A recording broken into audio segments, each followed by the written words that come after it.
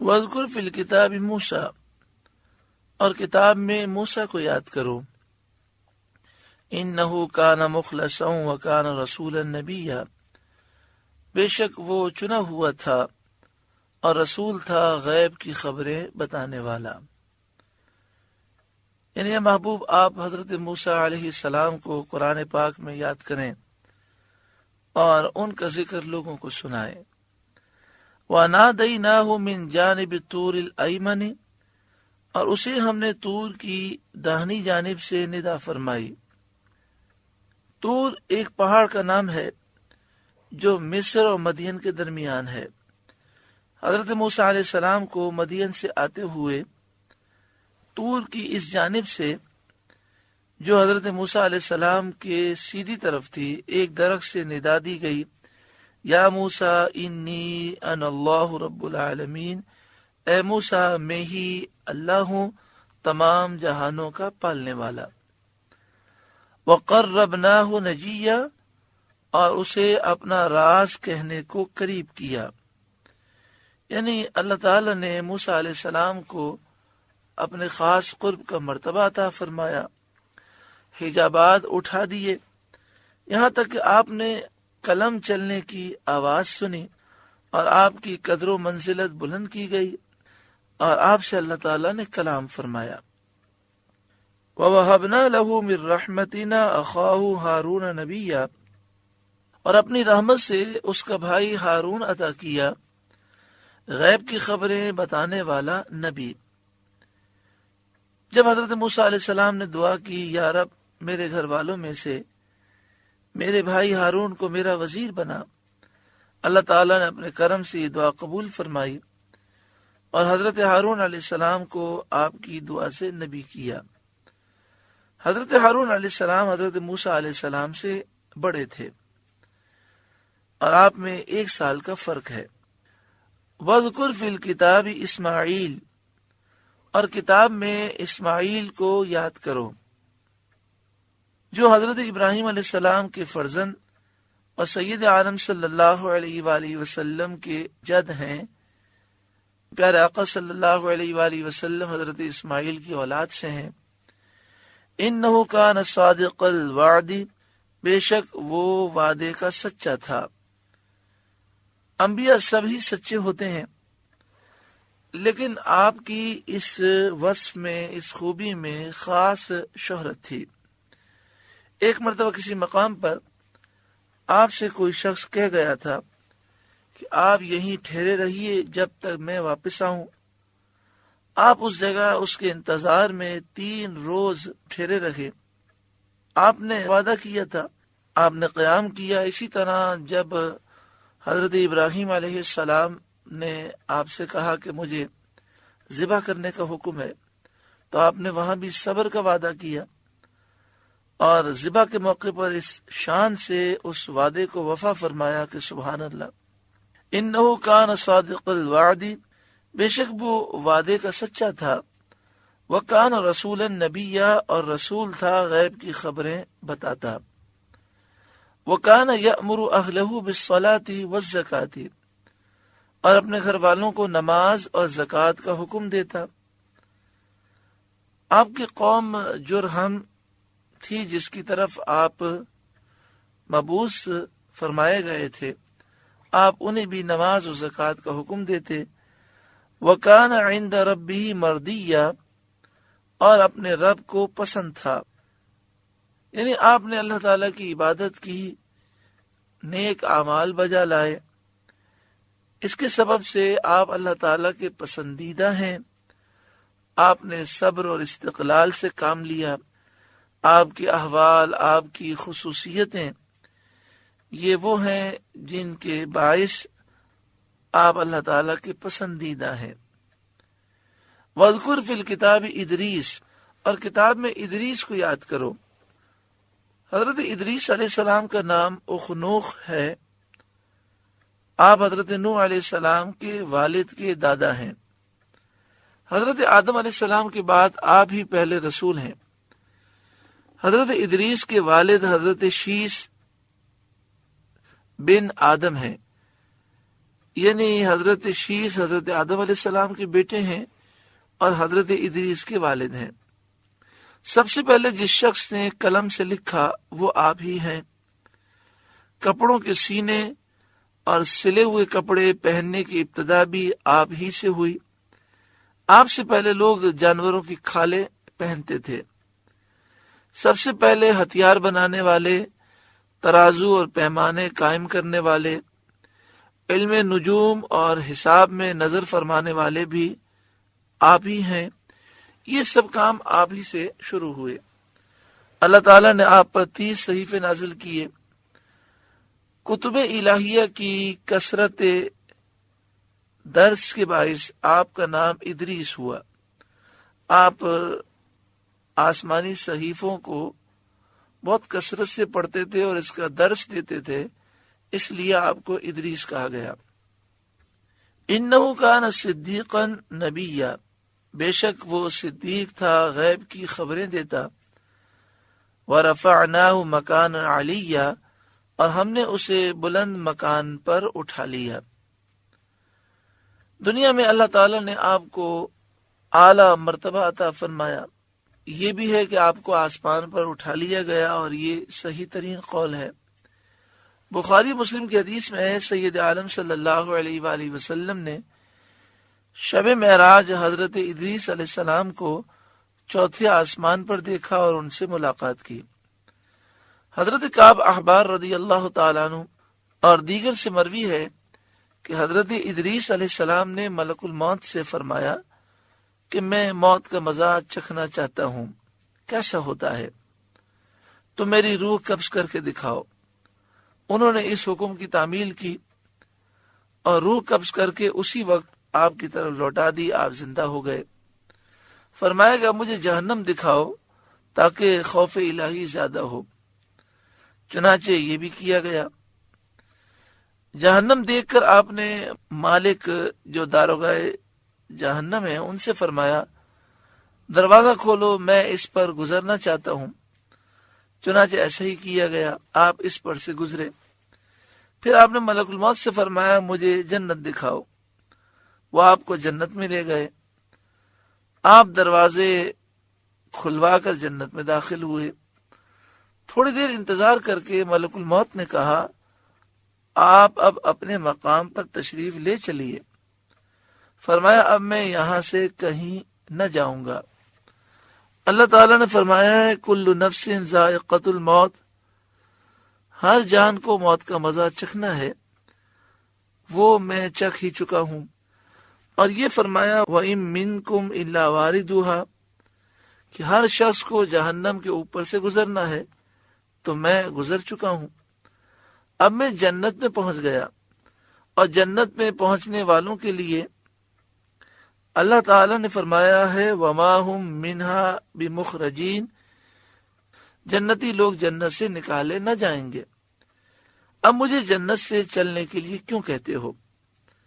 اللہ تعالیٰ نے ملک الموت کو وحی فرمائی کہ حضرت ادریس نے جو کچھ کیا میرے اذن سے، میری اجازت سے کیا، اور وہ میرے اذن سے، میری اجازت سے جنت میں داخل ہوئے۔ انہیں چھوڑ دو، وہ جنت ہی میں رہیں گے، چنانچہ آپ زندہ ہیں۔ اولئک الذین انعم اللہ علیہم من النبیین من ذریۃ آدم، یہ ہیں جن پر اللہ نے احسان کیا غیب کی خبریں بتانے والوں میں سے، آدم کی اولاد سے، یعنی حضرت ادریس، حضرت نوح علیہ السلام، یہ آدم علیہ السلام کی اولاد سے نبی ہیں۔ وَمِمَّنْ حَمَلْنَا مَعَ نُوحٍ، اور ان میں جن کو ہم نے نوح کے ساتھ سوار کیا تھا، یعنی حضرت ابراہیم علیہ السلام، جو حضرت نوح علیہ السلام کے پوتے اور آپ کے فرزند سام کے فرزند ہیں۔ وَمِن ذُرِّيَّةِ ابراہیم و اسرائیل، اور ابراہیم اور یعقوب کی اولاد سے حضرت اسماعیل، حضرت اسحاق، حضرت یعقوب علیہ السلام، یہ حضرت ابراہیم علیہ السلام کی اولاد سے ہیں، اور حضرت موسیٰ، حضرت ہارون، حضرت زکریا، حضرت یحییٰ، حضرت عیسیٰ، یہ حضرت یعقوب علیہ السلام کی اولاد سے ہیں۔ وَمِمَّنْ هَدَيْنَا وَاجْتَبَيْنَا، اور ان میں سے جنہیں ہم نے راہ دکھائی اور چن لیا، یعنی شریعت کی شرح انہیں عطا فرمائی اور حقیقت ان کے سامنے کھول دی، حقیقت کے کشف کے لیے اور شرح شریعت کے لیے انہیں چن لیا۔ اذا تتلی علیہم آیات الرحمن خروا سجدا وبکیا، جب ان پر رحمان کی آیتیں پڑھی جاتی ہیں گر پڑتے، سجدہ کرتے اور روتے۔ اللہ تعالیٰ نے ان آیات میں خبر دی کہ انبیاء علیہم السلام اللہ تعالیٰ کی آیتوں کو سن کر خشوع و خضوع اور خوف سے روتے اور سجدے کرتے تھے۔ اس سے ثابت ہوا کہ قرآن پاک اس طرح سننا چاہیے کہ دل میں خشوع ہو، دل لرز رہا ہو، دل اللہ کی طرف جھکا ہوا ہو، اور قرآن پاک سنتے وقت رونا یہ مستحب ہے۔ یہاں پر اللہ کے نیک بندوں کا ذکر کیا گیا اور ان کی عبادات، ریاضات، اللہ کی آیتیں سن کر رونا، سجدے کرنا، گر گڑانا، ان کا ذکر کیا گیا۔ آگے فرمایا فَخَلَفَ مِن بَعْدِهِمْ خَلْفٌ أَضَاعُوا الصَّلَاةَ، تو ان کے بعد ان کی جگہ وہ ناخلف آئے جنہوں نے نمازیں ضائع کی، وَاتَّبَعُوا الشَّهَوَاتِ، اور اپنی خواہشوں کے پیچھے چلے، فَسَوْفَ يَلْقَوْنَ غَيًّا، تو ان قریب وہ دوزخ میں غی کی وادی میں جائیں گے۔ یہاں ناخلف سے مراد جیسے یہودی ہیں، عیسائی ہیں، جو انبیاء کو مانتے ہیں لیکن انہوں نے ان کی تعلیمات کو چھوڑ دیا، خواہشات کے پیچھے ہوئے، یعنی اللہ تعالیٰ کی فرمانبرداری کرنے کے بجائے گناہوں کو انہوں نے اختیار کیا۔ ان قریب وہ غی میں جائیں گے۔ حضرت عبداللہ بن عباس رضی اللہ تعالیٰ عنہما نے فرمایا غی جہنم میں ایک وادی ہے جس کی گرمی سے جہنم کے وادی بھی پناہ مانگتے ہیں، یعنی جس کی گرمی سے جہنم کی دوسری وادیاں پناہ مانگتی ہیں۔ یہ ان لوگوں کے لیے ہے جو زنا کے عادی اور اس پر اصرار کرنے والے ہیں، جو شراب کے عادی ہوں، جو سود خور ہوں، سود کے عادی ہوں، جو والدین کی نافرمانی کرنے والے ہوں، اور جو جھوٹی گواہی دینے والے ہوں۔ اللہ تعالی ہمیں محفوظ فرمائے۔ دیکھیں یہ جہنم کی ہولناک وادی کن کے لیے ہے؟ جو زنا کرنے والے ہیں۔ اللہ ہر بے حیائی سے ہر مسلمان کو محفوظ فرمائے۔ جو شراب پینے والے ہیں، جو سود خور ہیں، جو جھوٹی گواہی دینے والے ہیں، اور جو والدین کی نافرمانی کرنے والے ہیں، اللہ تعالیٰ ان تمام برائیوں سے ہم سب کو محفوظ فرمائے۔ الا من تاب، مگر جو تائب ہوئے، جنہوں نے توبہ کی، وآمن، اور ایمان لائے، وعمل صالحا، اور اچھے کام کیے، فاولئک یدخلون الجنۃ، تو یہ لوگ جنت میں جائیں گے، ولا یظلمون شیئا، اور انہیں کچھ نقصان نہ دیا جائے گا، یعنی ان کے اعمال کی جزا میں کچھ بھی کمی نہ کی جائے گی، پورا پورا اجر دیا جائے گا۔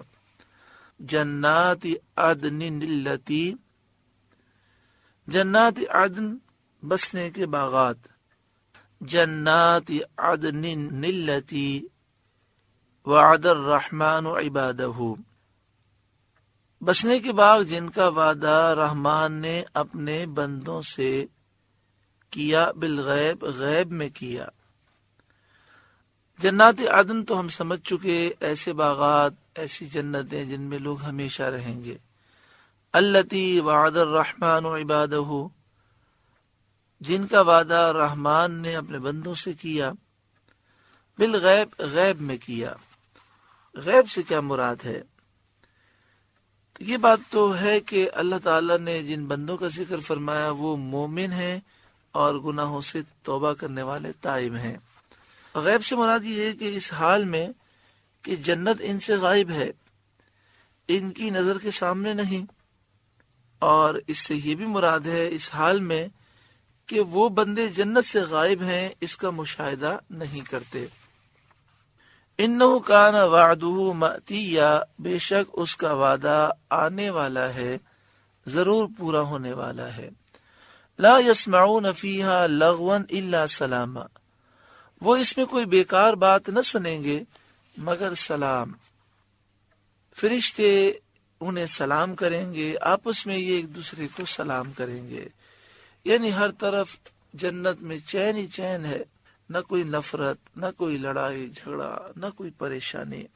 وَلَهُمْ رِزْقُهُمْ فِيهَا بُكْرَةً وَعَشِيًّا، اور انہیں اس میں ان کا رزق ہے صبح و شام، یعنی صبح و شام انہیں روزی دی جائے گی۔ اب یہاں پر سوال ہی پیدا ہوتا ہے کہ جنت میں رات و دن تو ہے نہیں، تو صبح و شام سے کیا مراد ہے؟